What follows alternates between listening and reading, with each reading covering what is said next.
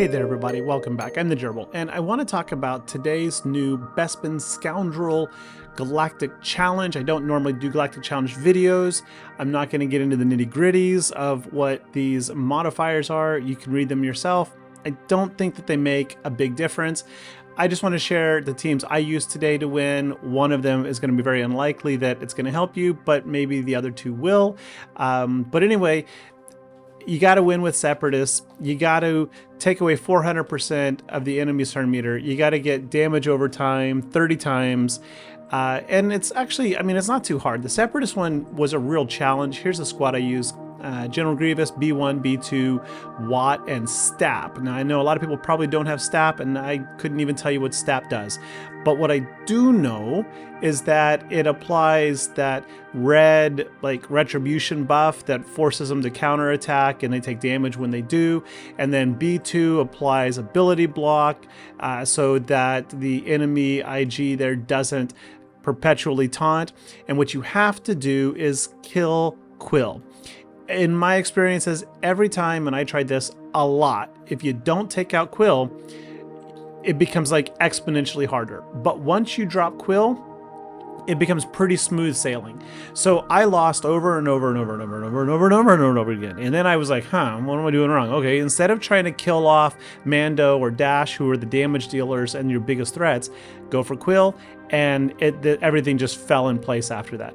There also seems to be a significant amount of RNG here. If enemy Mando does the whistling birds like right off the get and gets anywhere from 10 to 20 stacks, he will just flatten your whole squad really fast. I don't know, maybe better modding would help, but I didn't want to remod anything here. The only character I have out there with good mods is Grievous, who is strictly modded 6 dot health on the arrow, the cross, the circle, and the triangle. Everybody else is rocking ho-hum mods. There's nothing special happening out there. But you can see here, we're going to clear this without losing anybody, and it was basically just going after Quill first, applying the ability block as much as possible, spamming Stap to get the red retribution debuff. And I know that's not a lot of help, but just so to show you that this wasn't just like pure luck. And there is a degree of it for sure. Here's another battle we're going to open up. Same thing. As soon as we can cleanse off the taunt from IG, we're going to switch targets to Quill. And then we're going to try to get some buffs on the sniper droid, who, I don't know, sometimes will one-shot the enemy. Sometimes they just kind of, just brush it right off of them. I don't really know what's going on over there. But there we go. We got that retribution thing, which is going to help us do a lot more damage over there in Quill. Guess I could look it up, and we're going to drop him. Now that he's gone, we're going to switch targets to the more threatening ones, which would be Dash and Mando. And I think in that order. I feel like Dash, when he does that AoE, your team just disappears. Now, as far as Watt, why did I have Watt in there? So the two buffs that I think Watt provides that are the best is the med pack, because that's going to give you bonus protection and healing for Separatists. So you're going to gain 5% protection and I think 10% protection and 5% health for every turn your enemies take. And then there's that bonus protection becomes in really, really nice on Grievous because it's based on health, right? Bonus protection is based on health. Unless I've read that wrong, I'll double check here in a moment. But I find that the med pack seems to be most effective on him. And then the one that gives you speed, I think 15% turn meter whenever an enemy takes a turn, I put that either on the sniper droid or Stap. Again, I don't know what Stap does. I'm not a Separatist player, but the trick just simply was kill Quill, then take out Dash. So now we're in an unfortunate 1v2 situation where Grievous is going to struggle, but because he applies healing immunity or health, health, I don't know, I think healing immunity on his basic, then we do have a reasonable opportunity to just auto this, which I've done. You can see I've clicked the green auto button, and now I can just kind of kick back and let the game play on its own. And it's gonna take a while, but we'll get there.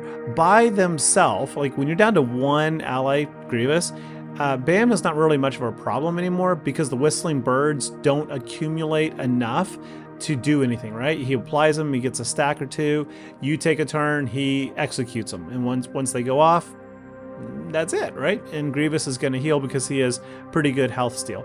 So now we got rid of IG, so it's just a matter of 1, 2, maybe 3 turns, and we drop, bam. So next up,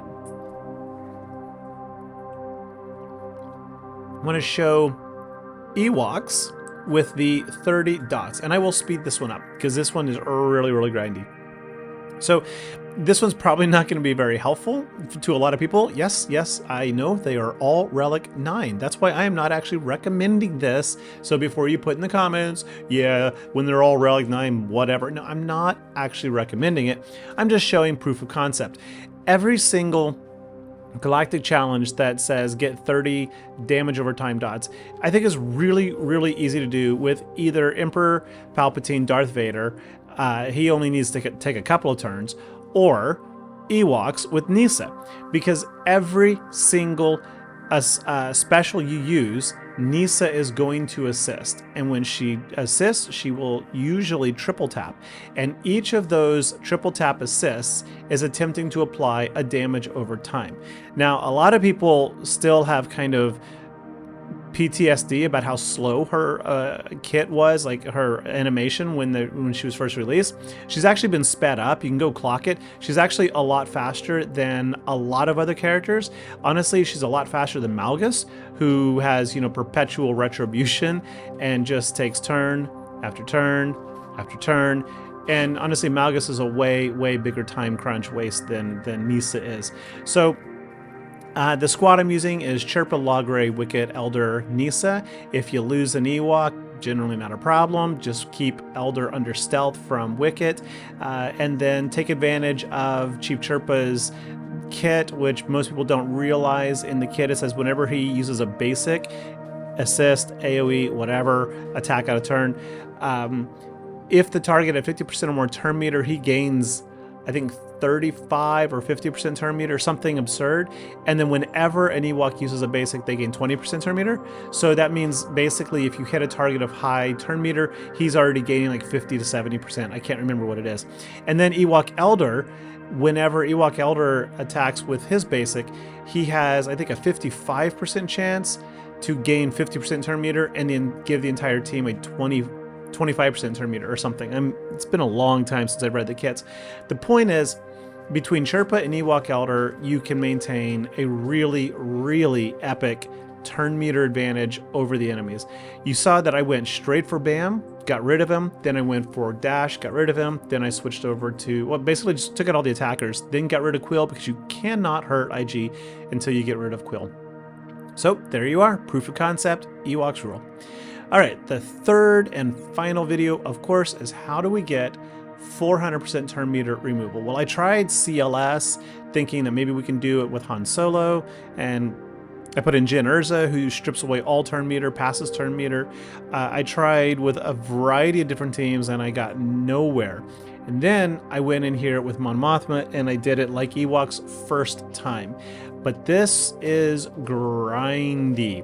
There is one thing that's really going to help you, though, and that is that you, again, like Ewoks, you cannot hurt IG-11 until you get rid of Quill. He's just going to heal too much. So you can, with Cara Dune, you can just basically put this on full auto, targeting for a long time IG-11 to pass a whole bunch of turns to allow Cara Dune's cooldowns to be consumed, so that she does that, the little AoE. And it doesn't always work, but what it should do is strip away 50% turn meter from each enemy. So if all 5 are on the board, and let's say they're at like 70% turn meter, then you're stripping away 35% or half of their 70, right? From all 5 of them. Well, that's, let's see, that's 35, 70, 140, that's 175% in one shot. So you just got to drag this out. So see, we did it again. We're down to 3 enemies. I do not want to kill Quill yet. I do not want to kill Canderous. Oh my God, not Canderous. I always get his name wrong. Yeah, anyway, Machine Gun Dude. You don't want to kill him either. You want to allow him and Quill to build up turn meter and just take a whole bunch of turns, right? I'm managing this, but you can just as easily put it on basic, auto basic like I did now, and allow them to build up some turn meter, and then Cara Dune try to remove said turn meter. And eventually you get there. So my relic levels here are not that high. I think Kyle is 7, and I think the rest of them are all 5. Pow might be relic 7. I think he is. Maybe not. You can back up. It's in the video there. I showed him at the start. And then mods, as far as mods are concerned, I have horrible mods on most of this squad. Kyle has pretty good 6-stop mods, but he's not really doing anything in here other than providing the offensive power. I mean, well, he's the only offensive power on here, honestly, because Pow is not doing anything but spamming the special. The scout, the soldier don't do much of anything. Kyle has his first special, if the target is debuffed, can do an incredible amount of damage, and then his AoE applies a debuff that is pretty debilitating. So I like to open with that right there. So we just hit it on IG-11. It's pretty solid, but really, you're just surviving. You're just passing turns back and forth, you know. And by passing, I just mean taking turns so that everybody assists. In your turn meter train, if you're not familiar, it comes from Scouts Basic, Hoth Rebel Scout, and POW. Those two just, man, it's intense.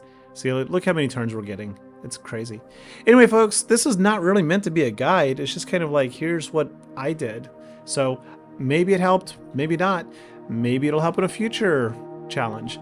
Anyway, thanks for watching. I'll let this play out. Have a great day. Catch you later. Bye-bye.